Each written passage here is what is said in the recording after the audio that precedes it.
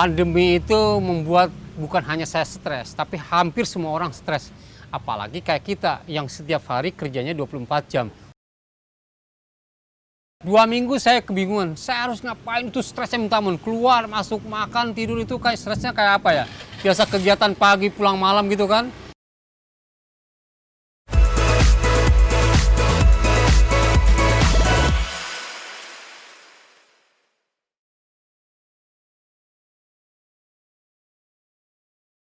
Nama saya Nana Anang Sujana, biasa dipanggil di sosial media Anang Sujana. Sebelum pandemi saya adalah pengusaha boneka yang dulu pernah membuat boneka model-model SEA Games. Pandemi itu membuat bukan hanya saya stres, tapi hampir semua orang stres. Apalagi kayak kita yang setiap hari kerjanya 24 jam.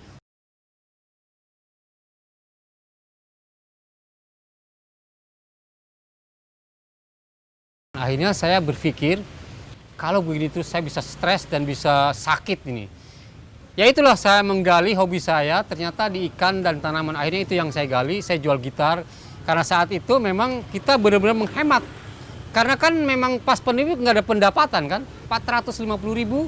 Kemudian saya beli 3 ember dan saya beli 150 ekor ikan lele.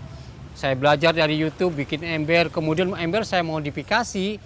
Dan besoknya ada teman bermain, lihat, begitu lihat, embernya bagus.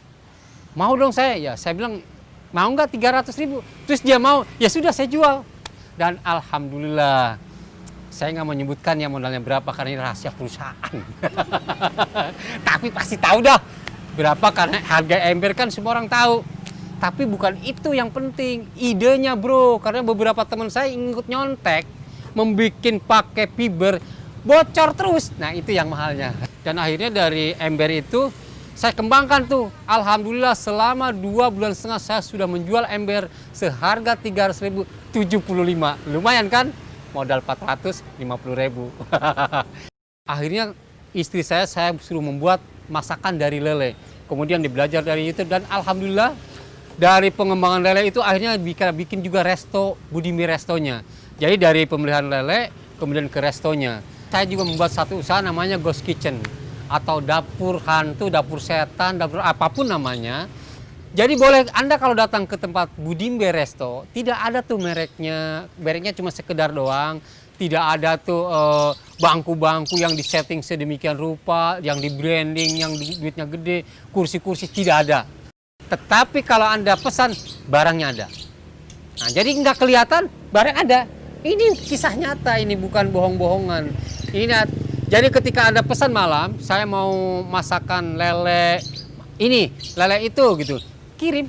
Ya karena ini zamannya sekarang internet, zamannya sosial media, maka itu kita gunakan. Grup WA, grup Telegram, Facebook, Instagram, dan lain-lain. Itu adalah aset untuk jualan.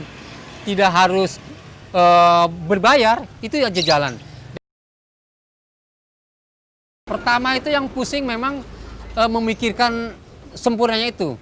Wah kalau saya buka masakan perlu alat yang mahal nih, kompornya dan lain karyawannya. Ternyata enggak.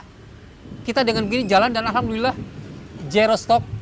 Artinya keuntungannya clear 100% bersih. Saya alhamdulillah belajar cuma beberapa bulan di YouTube.